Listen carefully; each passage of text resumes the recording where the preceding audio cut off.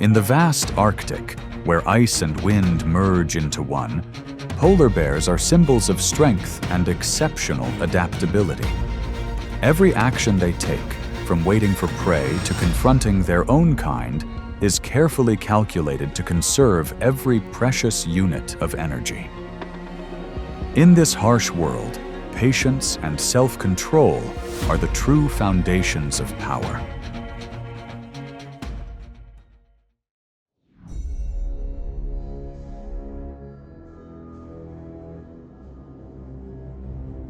Arctic walruses are a species of extraordinary strength in icy regions. An adult can weigh up to 1,400 kilograms, with tusks nearly 90 centimeters long and thick skin that helps withstand impacts and freezing temperatures. When gathered in herds, they form a living fortress where every movement is protected.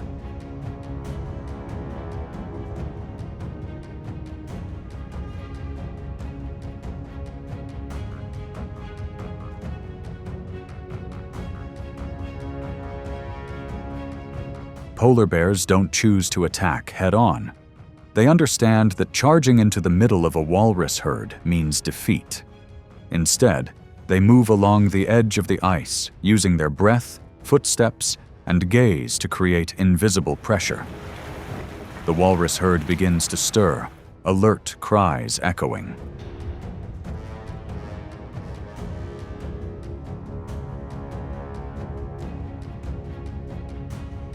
The bear patiently waits. When a young walrus leaves the center to find a safer spot, a gap appears. The bear accelerated, its heavy but resolute body lunging toward its disoriented prey. The previous stillness shattered, the ice shaking under the weight of the chase.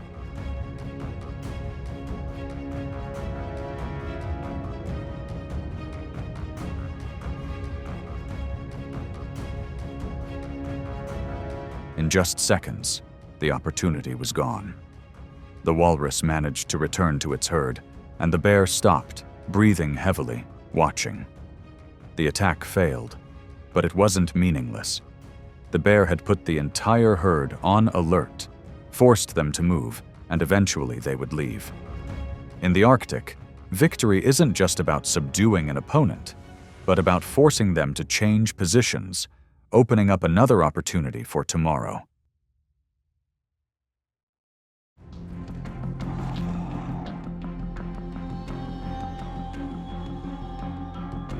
On the cold ice, polar bears not only hunt, but also compete with their own kind to defend their territory.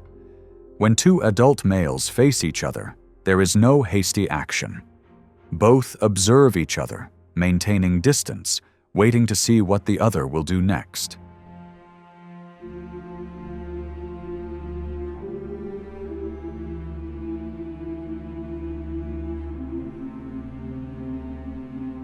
They stand tall, shoulders tense, a low growl echoing through the cold wind. Their slow, circling movements demonstrate vigilance. Each action is a warning, not a provocation. They understand that even a small injury could ruin the upcoming hunting season.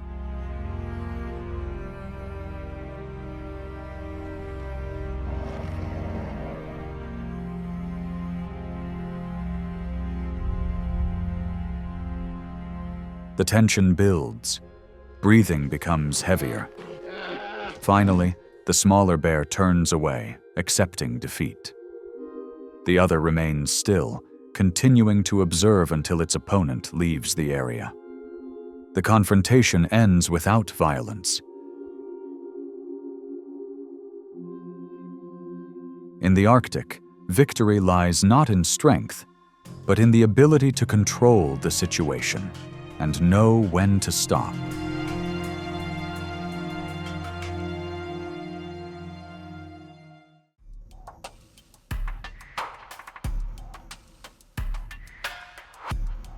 Guillemots nest on cliffs up to 1,000 feet high, inaccessible to most predators.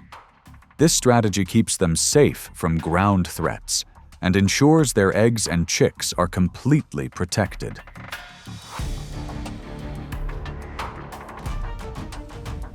But at the end of summer, when the ice melts and the food supply in the sea dries up, a polar bear leaves the ice. It looks up at the cliff where hundreds of nests are nestled close together. Climbing there is against the bear's physical constitution. Every step is risky. A single slip could send it plummeting into the abyss.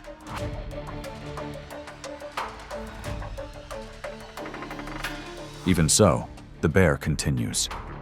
Slow, deliberate steps, claws scraping against the rock, heavy breathing echoing in the cold wind. It's not looking for large prey, only eggs and chicks, the small but essential energy source for survival. When the bear reached its first nest, a cacophony of cries erupted. The wind blew fiercely, rocks tumbled down, but the bear didn't stop. The climb ended with a few small eggs, but in return, its biological limits were tested. In the Arctic, sometimes the risk isn't driven by predatory instinct, but by the will to survive.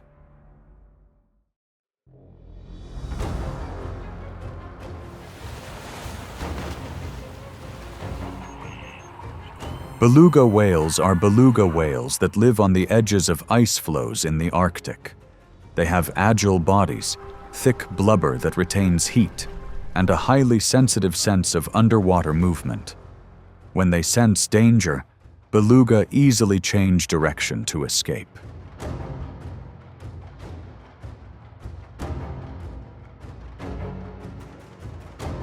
Two young male bears were lurking at the edge of the ice. As soon as they spotted a white figure, both immediately swooped down. But with a single maneuver, the beluga escaped.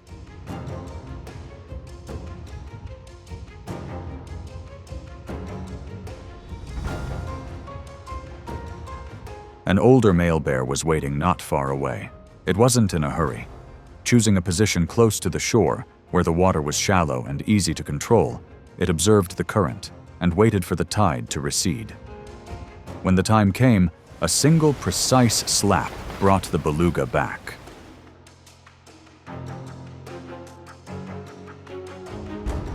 The result was clear. Not because it was stronger, but because it understood its environment better. The old bear won not by rushing, but by choosing the right moment. In this icy world, calmness is sometimes the most effective strategy. Polar bears don't hunt by speed, nor by recklessness.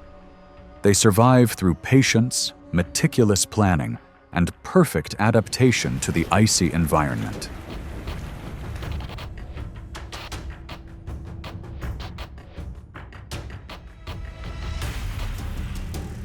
Weighing up to 1,600 pounds and nearly 10 feet long, polar bears are at the top of the food chain in the Arctic.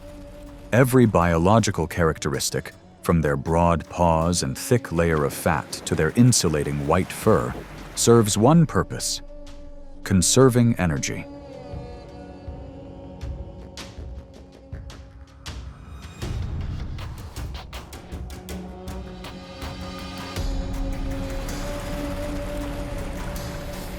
They don't pounce.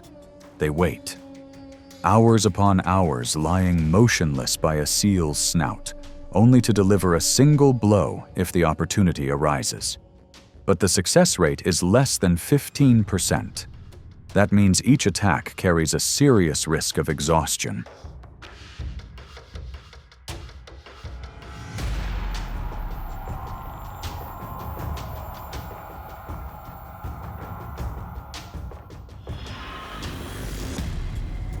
In this frigid land, where hunger and cold are ever-present threats, only those who can control their energy have a chance of survival. Not the strongest, but those who are persistent and know how to wait for the right moment.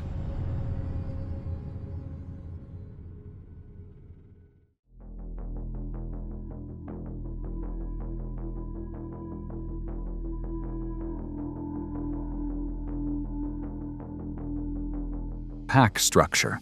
The alpha wolf leads, the cubs follow, and all actions are guided by the collective signal. Despite their discipline and coordination, in the frigid polar regions, the chances of success in hunting are only about 20%.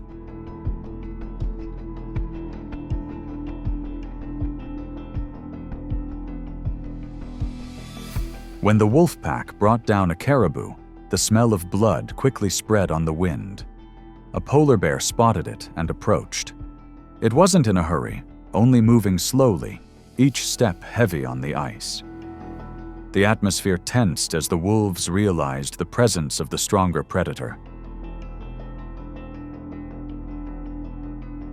Howling echoed, the wolf pack fanned out to surround the prey, but just seconds later, the bear's weight of over 1,500 pounds and its gaze were enough to force the entire pack to retreat. There was no clash, only a silent withdrawal.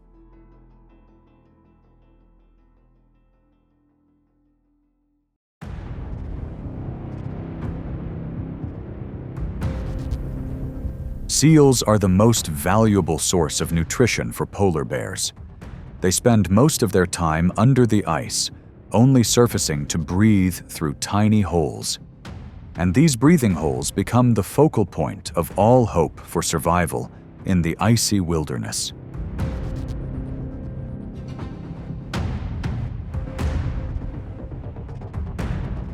A mother bear, having just endured a long winter, her back hunched against the ice, breathing slowly, almost motionless. Not because she was weak, but because she was calculating. She wasn't looking for food for herself, but for the small mouths waiting in the snow den.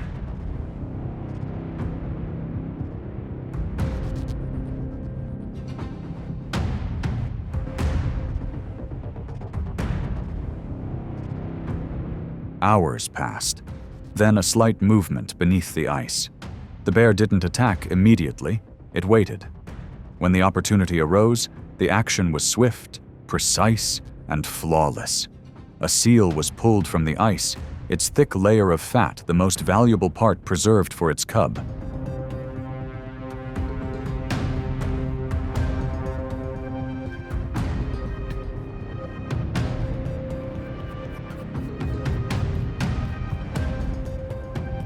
The hunt ended in silence. No roars, no chases, only absolute patience and an unmistakable choice. In the Arctic, survival is not for the impatient. It belongs to mothers who know how to wait and who will give the best for their offspring's future.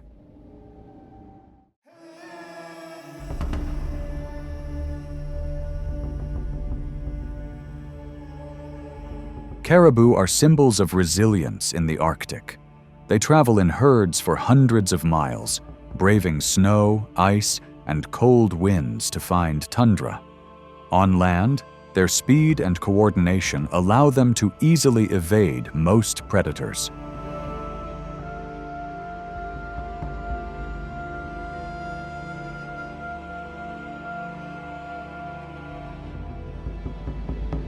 First recorded video of a polar bear hunting an adult caribou.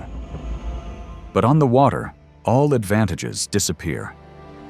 As the ice melts and the caribou herds are forced to swim through narrow channels, they become vulnerable. A male bear lurks at the edge of the ice, lowering its body and moving slowly so as not to create waves.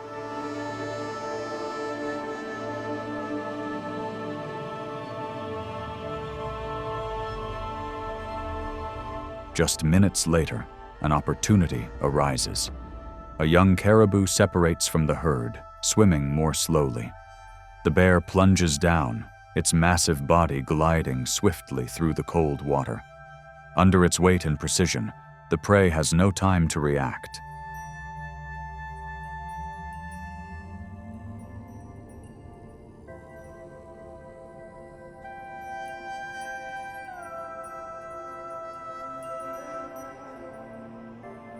The bear dragged the caribou onto the ice, standing there breathing heavily in the frost.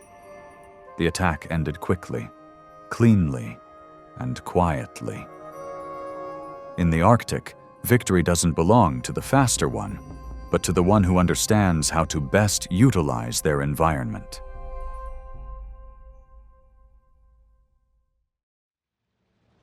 From precise hunts to daring climbs, polar bears clearly demonstrate the art of survival on the edge of life. Every action, however small, is the result of thousands of years of adaptation and natural selection. In the frigid world, they remind us that instinct and patience can be stronger than sheer strength. In the Arctic, survival is not for the reckless, but for those who understand their own limits.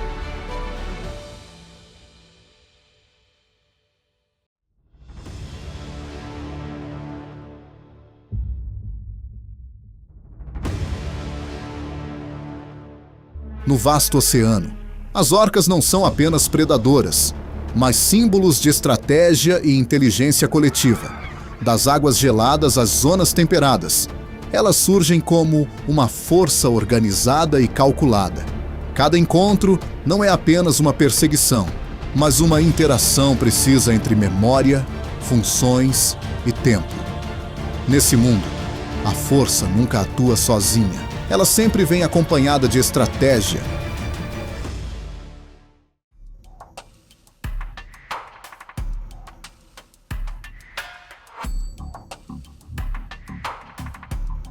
Os leões marinhos costumam se agrupar ao longo de costas rochosas, onde o vai e vem das marés cria um alívio temporário em relação ao oceano profundo. Os juvenis se movem mais lentamente e dependem de posições elevadas para evitar o perigo. Em águas calmas, parecem seguros enquanto as ondas não mudam de direção.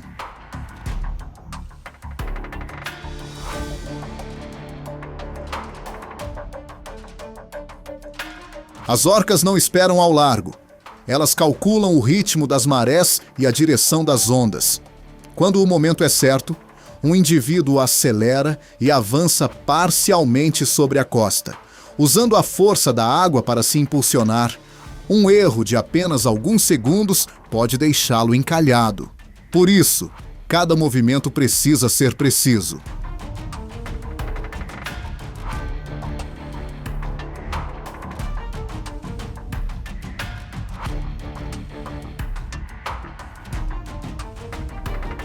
Se um juvenil for arrastado para fora das rochas, a retaguarda assume o controle da área imediatamente. A caçada termina rapidamente antes que a maré recue. Esse é um comportamento aprendido, transmitido entre gerações. Na zona de transição entre o mar e a terra, habilidade e experiência determinam o sucesso.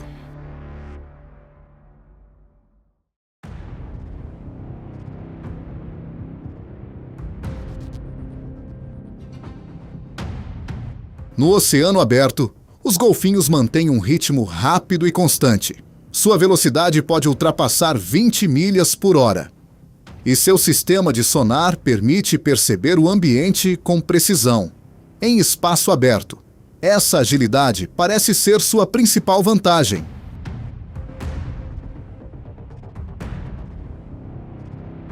No entanto, quando as orcas surgem, o ritmo dos movimentos muda.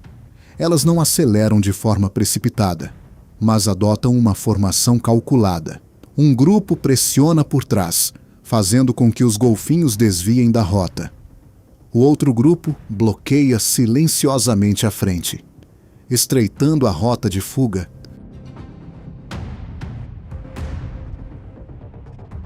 A distância é reduzida passo a passo. Um impacto corporal é suficiente para desequilibrar o alvo na água. A formação das orcas se fecha imediatamente. O confronto termina rapidamente, antes que a velocidade faça diferença significativa. No vasto oceano, a agilidade continua sendo importante, mas no momento decisivo, a coordenação e o cálculo coletivo são os fatores que determinam o resultado.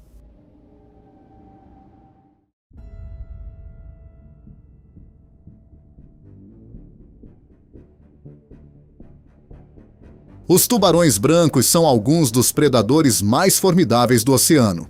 Um adulto pode pesar entre 4.800 e 5.000 libras, com uma força de mordida estimada em mais de 20.000 libras por polegada quadrada. Eles são capazes de detectar sinais bioelétricos emitidos pelas presas, transformando a água escura em um espaço sensorial preciso.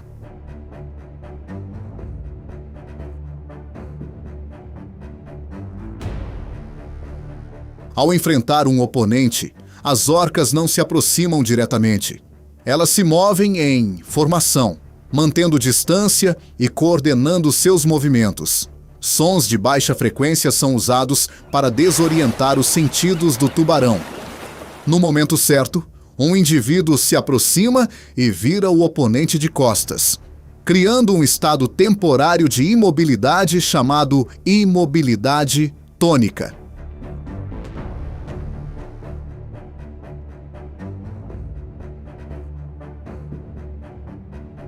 Nesse estado, o tubarão fica quase completamente incapaz de reagir.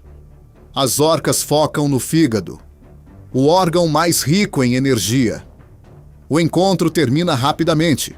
A força individual de um tubarão não resiste a táticas organizadas e coordenadas.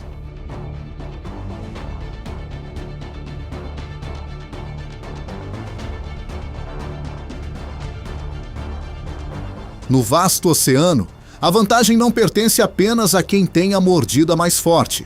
A vitória pertence à espécie que sabe calcular, distribuir funções e utilizar o entendimento coletivo. Nesse mundo, a estratégia pode superar a força individual.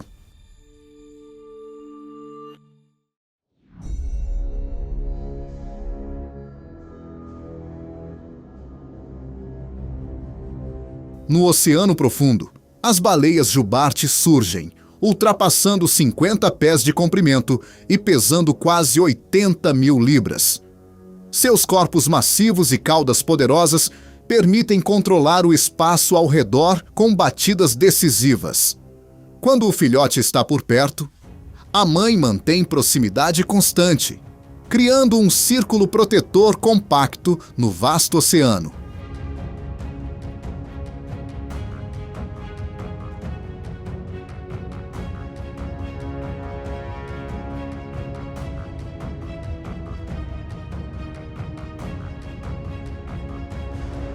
As orcas não se aproximam diretamente.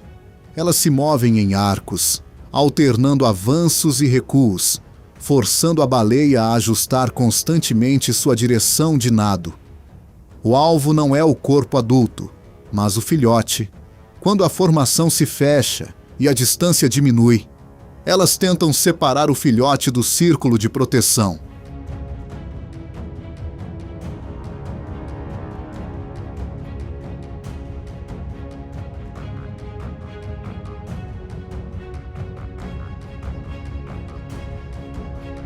O confronto se prolonga com ritmos em constante mudança.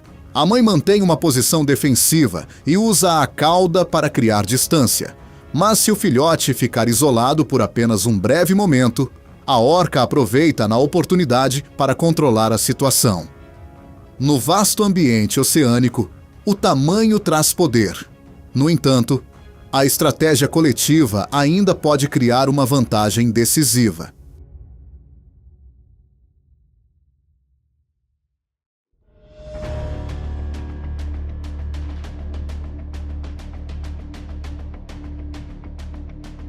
Na Antártida, onde as temperaturas frequentemente caem abaixo de 0 graus Fahrenheit.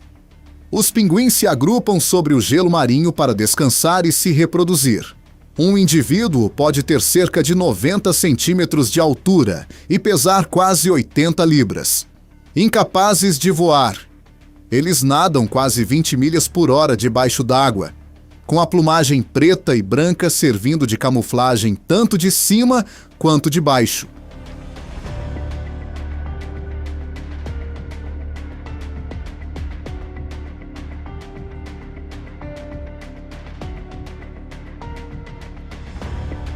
Quando as orcas surgem, a água começa a se mover em círculos, Elas se coordenam para criar grandes ondas que racham ou inclinam o bloco de gelo.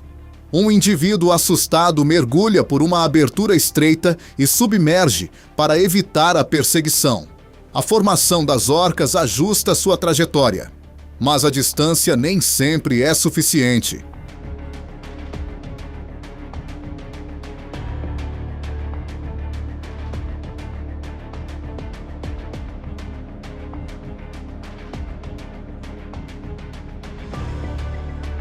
Após várias fugas, esse indivíduo nada em direção a um navio próximo e salta para o convés em busca de um local menos arriscado. A caçada não termina com controle total. Nesse ambiente severo, a sobrevivência depende de decisões tomadas em frações de segundo. As orcas demonstram estratégia coletiva, enquanto os pinguins dependem de reflexos e acaso. Nem toda caçada termina da mesma forma.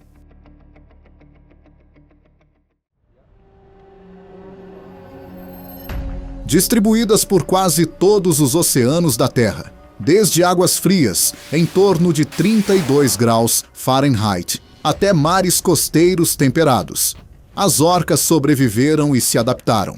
Elas não estão limitadas a um único clima ou litoral. Essa ampla distribuição reflete uma adaptabilidade excepcional, construída a partir da inteligência e da cooperação, e não apenas do tamanho.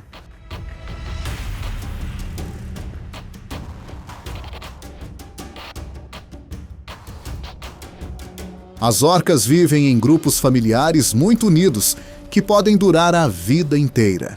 Cada grupo desenvolve um sistema vocal único, criando uma identidade acústica que permite aos membros se reconhecerem no oceano vasto e em constante mudança. A comunicação é contínua e precisa, fortalecendo os vínculos e coordenando os movimentos.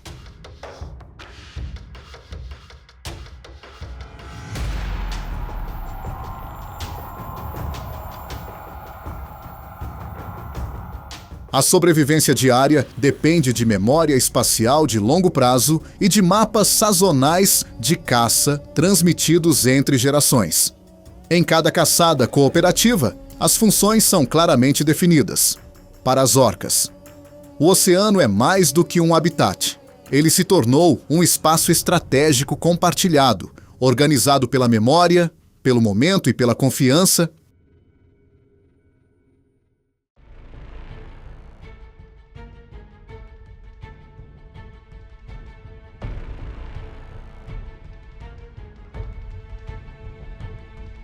Entre os silenciosos blocos de gelo, as focas do Ártico descansam, como se o oceano tivesse recuado temporariamente. Um indivíduo adulto pode pesar entre 550 e 600 libras, com uma espessa camada de gordura que armazena energia vital. Essa reserva as torna um alvo frequente de grupos de orcas especializados na caça de mamíferos marinhos.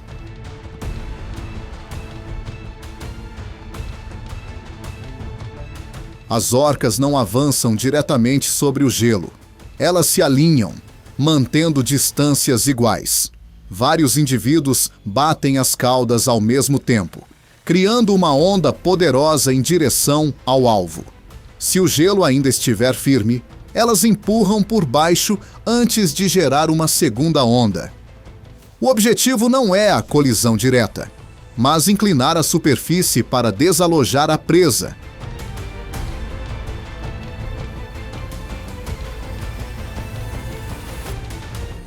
Quando a foca cai na água, a vantagem muda imediatamente. As orcas fecham a formação e controlam o espaço ao redor. A caçada termina rapidamente. Um indivíduo jovem observa e depois participa de exercícios controlados de captura e liberação. Isso não é apenas uma técnica de caça. É um comportamento cultural transmitido entre gerações.